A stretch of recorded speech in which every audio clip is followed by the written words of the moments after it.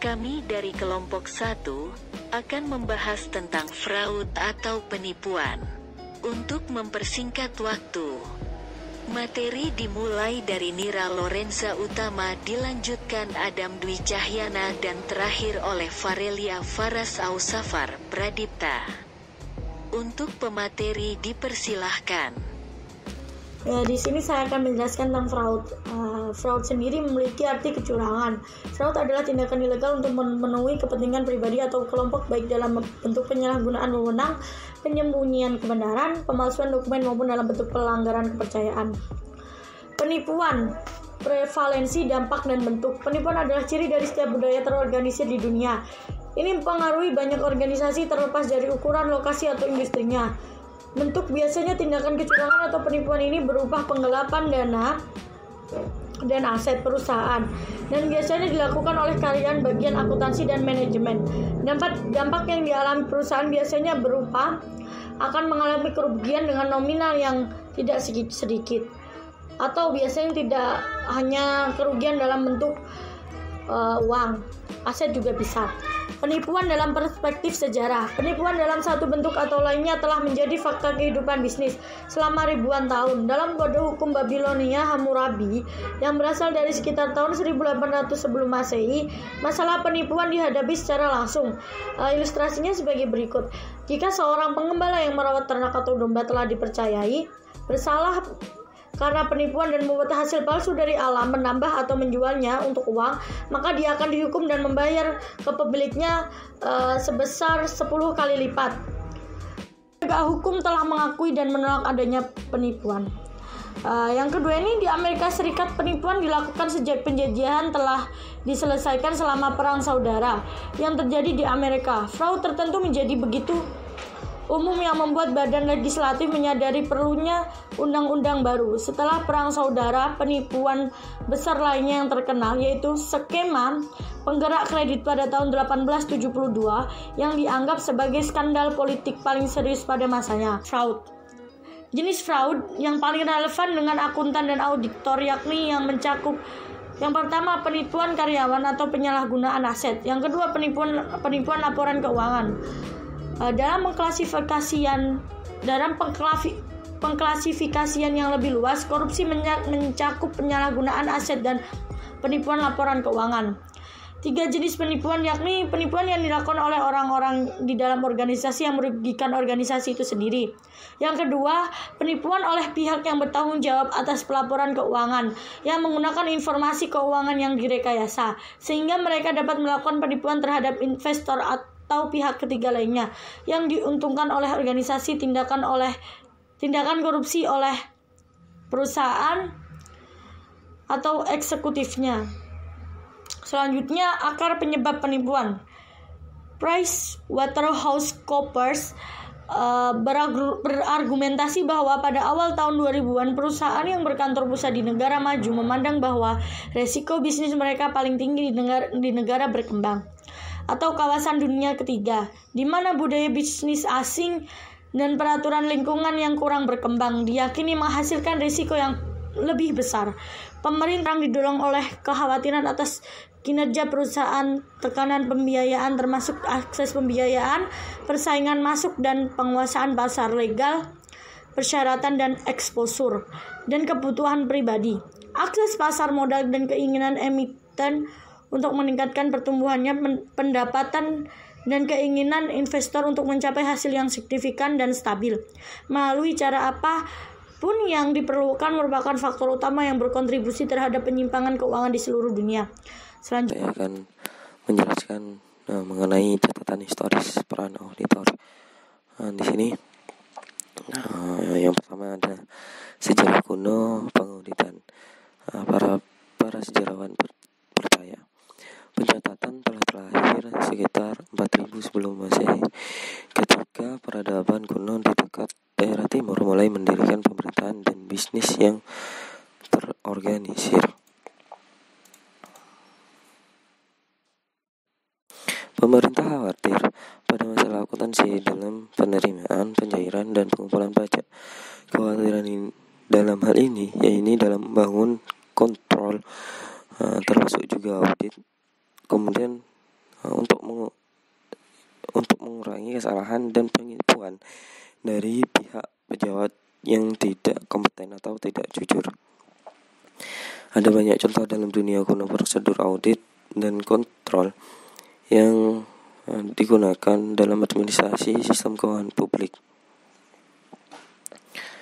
seperti majelis di Athena klasik, kemudian Senat Republik Romawi. Di situ telah mencontohkan ketergantungan dini pada kontrol keuangan formal. Selanjutnya pada abad ke-12 dan ke-13, pekerjaan audit di sini sudah dilakukan di Inggris, Skotlandia, Italia, dan Prancis. Untuk audit di Britania Raya dilakukan sebelum abad ke-17, yang diarahkan untuk memastikan akuntabilitas dana yang dipercayakan kepada pejabat publik atau swasta. Perubahan ekonomi antara tahun 1600 sampai 1800 telah memandang awal dari perdagangan yang tersebar luas, memperkenalkan kekhawatiran akuntansi, dan berfokus pada kepemilikan properti dan perhitungan laba rugi dalam artian bisnis. Pada akhir abad ke-17, pertama melarang pejabat tertentu untuk melayani auditor di sebuah kota, dan telah diperlakukan di Skotlandia, sehingga memperkenalkan gagasan modern tentang kemerdekaan auditor. Selanjutnya, profesi auditing ini berkembang di abad ke-19. Profesi audit menjadi bagian penting dari lingkungan bisnis. Di Britania disahkannya Joint Stock Companies Act pada tahun 1844. Kemudian perusahaan pada tahun 1879 yang berkontribusi besar pada bidang audit secara umum dan pengembangan audit eksternal di Amerika Serikat. Undang-undang perusahaan saham gabungan mengharuskan perusahaan untuk membuat buku yang tersedia untuk analisis kritis pemegang saham pada pertemuan tahunan. Undang-undang perusahaan pada tahun 1879 mengharuskan semua bank memiliki tanggung jawab yang terbatas untuk tunduk terhadap perusahaan tersebut. Sehingga pada awal 20, audit independen di Amerika Serikat dimodelkan pada praktik Inggris dan sebenarnya dilakukan terutama oleh auditor dari Inggris yang dikirim ke luar negeri oleh investor Inggris di perusahaan Amerika Serikat. Audit Inggris dijuluki dengan audit pembukuan yang terdiri dari pemeriksaan rinci data administrasi yang diberikan yang berkaitan dengan neraca. Selanjutnya di sini adalah lingkungan saat ini, di mana di sini dimulai dari abad 20. Skandal keuangan pada tahun 2000 dan 2001 di perusahaan besar telah mendapat masalah konflik kepentingan di industri jasa keuangan, sehingga menyebabkan kepercayaan investor terhadap pasar saham menurun drastis. Menanggapi permasalahan tersebut, Kongres Amerika Serikat mengesahkan UU SOX tahun 2002 yang dimaksudkan untuk melindungi investor dengan meningkatkan akurasi dan keandalan pengungkapan perusahaan yang dibuat sesuai dengan undang-undang sekuritas dan hal-hal lainnya. SOX di sini berisi larangan perusahaan akuntansi yang menyediakan banyak layanan konsultasi untuk perusahaan yang mereka audit. SOX mengharuskan komite audit untuk memilih dan pada dasarnya mengawasi auditor eksternal, dan umumnya memperkuat persyaratan bahwa auditor harus independen dari klien mereka. UU SOX memulai serangkaian perubahan aturan audit yang luas dan masih berkembang sehingga mendorong penerbitan 3 standar audit.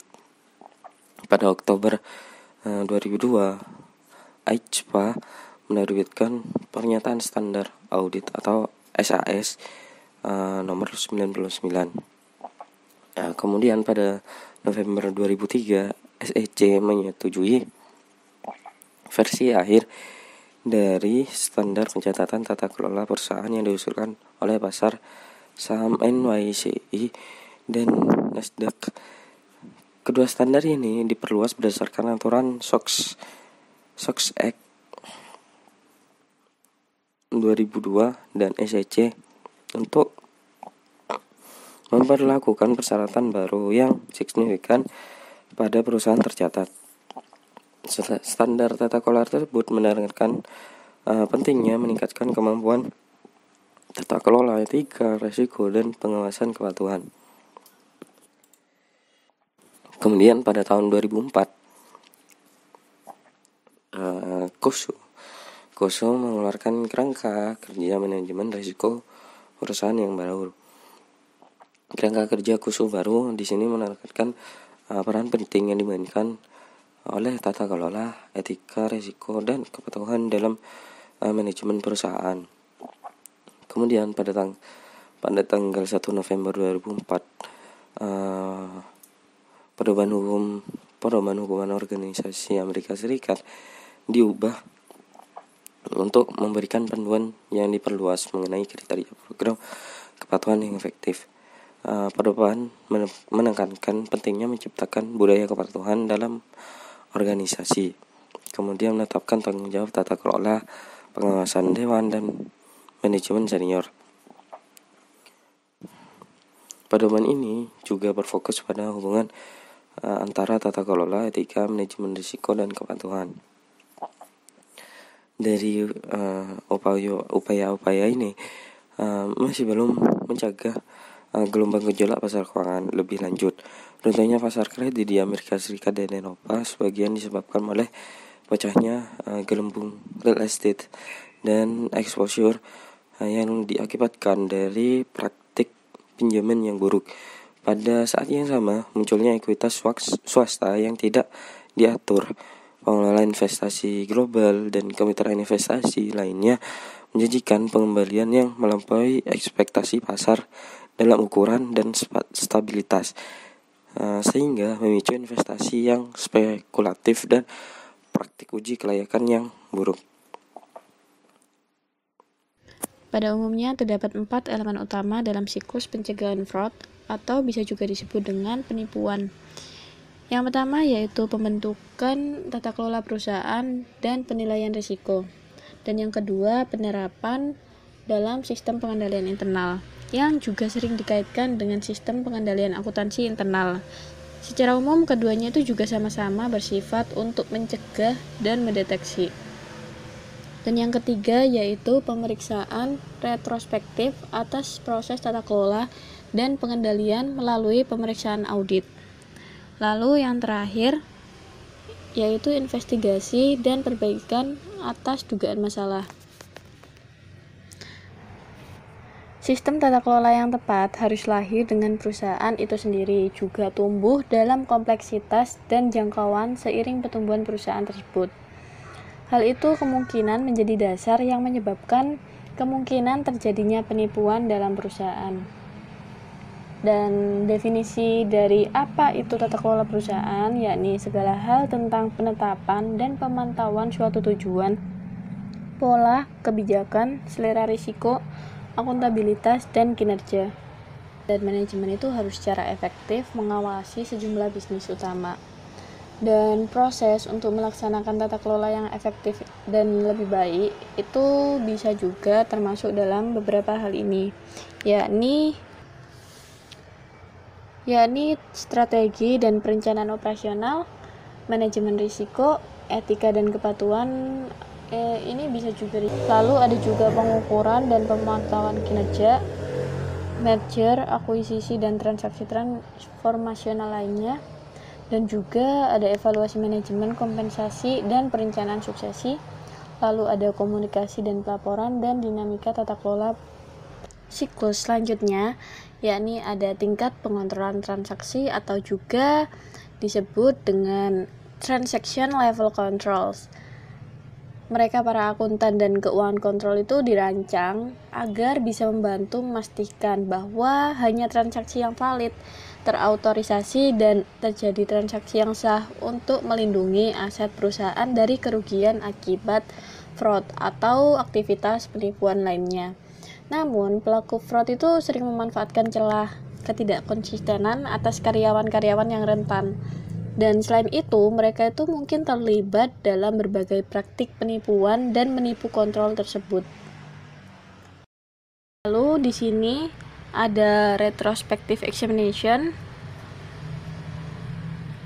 Dalam siklus ini itu dirancang untuk membantu mendeteksi penipuan sebelum penipuan tersebut itu menjadi berbahaya bagi organisasi tersebut. Prosedur retrospektif itu mencegah penipuan membentuk tautan kunci dalam mengkomunikasikan intoleransi untuk penipuan dan menemukan masalah sebelum masalah-masalah itu tumbuh ke hal-hal yang akan mengancam kesejahteraan organisasi. Dan yang terakhir dari siklus pencegahan penipuan, yakni ada investigasi dan remediasi atau bisa juga disebut dengan perbaikan. Entitas yang mencurigai atau mengalami penipuan itu harus melakukan serangkaian langkah agar menjaga dan mendukung elemen-elemen lain dari siklus pencegahan penipuan. Temuan investigasi itu seringkali menjadi dasar bagi kedua internal tindakan, seperti penangguhan atau pemecatan dan tindakan eksternal terhadap pihak yang bersalah. Atau bisa juga penyajian kembali laporan keuangan yang diterbitkan sebelumnya. Investigasi itu juga harus membentuk dasar untuk memperbaiki prosedur pengendalian. Investigasi itu harus mengarah ke tindakan sepadan dengan ukuran dan keseriusan penipuan tersebut. Gak peduli apakah itu ditemukan sebagai pelanggaran kecil atau besar, untuk membuat laporan keuangan yang mengandung kecurangan itu atau penyalahgunaan aset signifikan. Audit dan investigasi itu tidak sama. Auditor itu berusaha untuk mendeteksi kesalahan atau ketidakwajaran dan tidak terdapat informasi yang menunjukkan ketidakwajaran tersebut.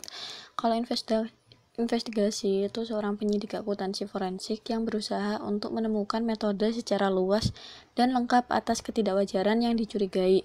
Keduanya itu merupakan hal terpenting dalam siklus pencegahan penipuan, tetapi mereka itu melakukan tugas secara terpisah.